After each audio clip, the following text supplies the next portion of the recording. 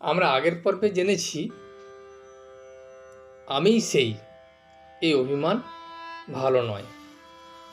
দেহাত্মবুদ্ধি থাকতে যে এই অভিমান করে তার বিশেষ হানি হয়। যদি কেউ ভাবে যে আমি ভগবান,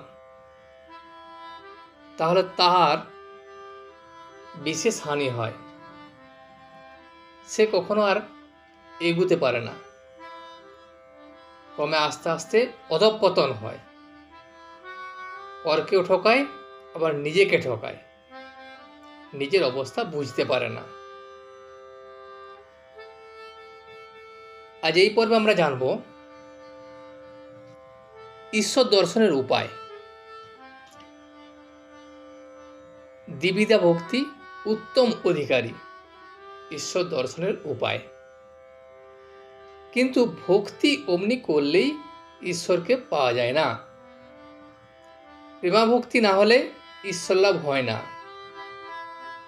যদি আমরা সাধারণভাবে ভক্তি করি, সেভাবে ঈশ্বরকে পাওয়া যায় না। ঈশ্বরকে পেতে হলে প্রেমাভক্তির দরকার। প্রেমাভক্তির আরেকটি নাম হলো রাগ ভক্তি। প্রেম অনুরাগ না হলে ভগবান লাভ হয় না। ঈশ্বরের উপর ভালোবাসা না এলে তাকে লাভ করা যায় না। আরেক রকমের ভক্তি আছে, তার নাম বৈধি ভক্তি। এত জপ করতে হবে, উপোস করতে হবে, তীর্থে যেতে হবে, এত উপাচারে পূজা করতে হবে, এতগুলি বলিদান দিতে হবে, এসব বৈধি ভক্তি। এসব অনেকে করতে করতে ক্রমে রাগ ভক্তি আসে। কিন্তু রাগ ভক্তি যতক্ষণ না হবে ততক্ষণ ঈশ্বর লাভ হবে না। তার উপর ভালোবাসা চাই, সংসার বুদ্ধি একেবারে চলে না। আর তার উপর 16 আনা মন হবে, তবে তাকে পাবে। যদি শুধু বৈধি ভক্তির মাধ্যমে ঈশ্বরকে পেতে চাও,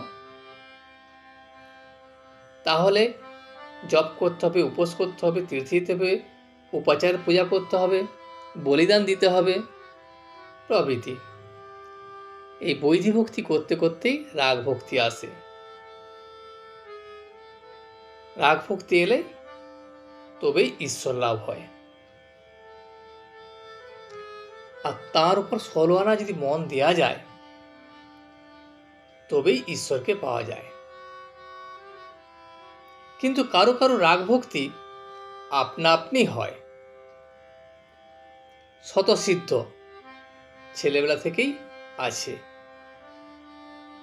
ছেলেবেলা থেকেই ঈশ্বরের জন্য কাঁদে, যেমন প্রহ্লাদ। বিধিবাদীয় ভক্তি যেমন হাওয়া পাবে বলে পাখা করা, হাওয়ার জন্য পাখার দরকার হয় না। ঈশ্বরের উপর ভালোবাসা আসবে বলে জপ তপ উপবাস।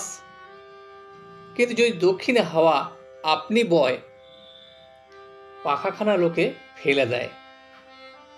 ঈশ্বরের উপর অনুরাগ প্রেম আপনি এলে জপাদি কর্ম ত্যাগ হয়ে যায়। হরিপ্রেমে মাতোয়ারা হলে বৈধি কর্ম কে করবে? যতক্ষণ না তার উপর ভালোবাসা জন্মায়, ততক্ষণ ভক্তি কাঁচা ভক্তি। তার উপর ভালোবাসা এলে তখন সেই ভক্তির নাম পাকা ভক্তি।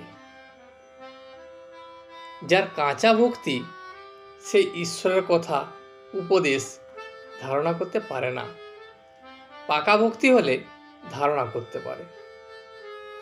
যেমন ফটোগ্রাফের কাছে যদি কালি মাখানো থাকে, তাহলে যা ছবি পড়ে তা রয়ে যায়।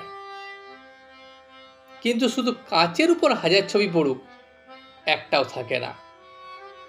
একটু সরে গেলেই যেমন কাচ তেমনি কাচ। ঈশ্বরের উপর ভালোবাসা না থাকলে উপদেশ ধারণা হয় না। বিজয় বা প্রশ্ন করছেন, মহাশয়, ঈশ্বরকে লাভ করতে গেলে, তাকে দর্শন করতে গেলে ভক্তি হলেই হলো? শ্রীরামকৃষ্ণ তখন বললেন, হ্যাঁ, ভক্তি দ্বারাই তাকে দর্শন করতে হয়, কিন্তু পাকা ভক্তি, প্রেম ভক্তি, রাগ ভক্তি চায়। সেই ভক্তি এলেই তার উপর ভালোবাসা আসে। সাধারণ ভক্তিতে ঈশ্বরকে লাভ করা যায় না। পাকা ভক্তি ও প্রেম ভক্তি, রাগ ভক্তি হলে তবে ঈশ্বরকে পাওয়া যায়। যেমন ছেলের মার উপর ভালোবাসা, মা ছেলের উপর ভালোবাসা, স্ত্রীর স্বামীর উপর ভালোবাসা, এই ভালোবাসা, এই রাগ ভক্তি এলে স্ত্রী, পুত্র, আত্মীয় কুটুম্বের উপর সে মায়ার টান থাকে না, দয়া থাকে। সংসার বিদেশ বোধ হয়, একটি কর্মভূমি মাত্র বোধ হয়। যেমন পাড়াগাঁয়ে বাড়ি, কিন্তু কলকাতা কর্মভূমি। কলকাতায় বাসা করে থাকতে হয় কর্ম করবার জন্য। ঈশ্বরে ভালোবাসা এলে সংসারাসক্তি, বিষয়বুদ্ধি একেবারে চলে যাবে। বিষয়বুদ্ধির লেশমাত্র থাকলে তাকে দর্শন হয় না। দেশলাইয়ের কাঠি যদি ভিজে থাকে, হাজারো ঘষো কোনো রকমেই জ্বলবে না, কেবল এক রাস কাঠি লোকসান হয়। বিষয়াসক্ত মন ভিজে দেশলায়। শ্রীমতী যখন বললেন, এখানে শ্রীমতী বলতে শ্রীমতী রাধিকাকে বোঝানো হয়েছে। কৃষ্ণময় দেখছি। সখীরা বললে, কই, আমরা তো তাকে দেখতে পাচ্ছি না, তুমি কি প্রলাপ বকছ? শ্রীমতী বললেন, সখী, অনুরাগ অঞ্জন চোখে মাখো, তাকে দেখতে পাবে। বিজয়ীকে বললেন, তোমাদের ব্রহ্ম সমাজের গানে আছে, প্রভু বিনে অনুরাগ করে যজ্ঞ যাগ, আমারে কি যায় জানা।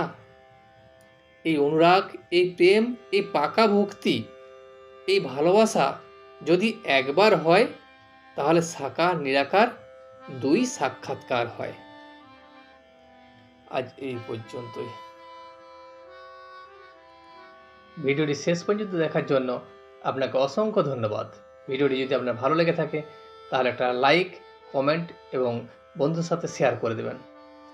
সাবস্ক্রাইব করে পাশে থাকা বেল আইকনটি বাজিয়ে দেবেন, যাতে আপনাদের নতুন ভিডিওগুলি সর্বপ্রথম আপনার কাছে পৌঁছে যায়। জয় শ্রী রামকৃষ্ণ।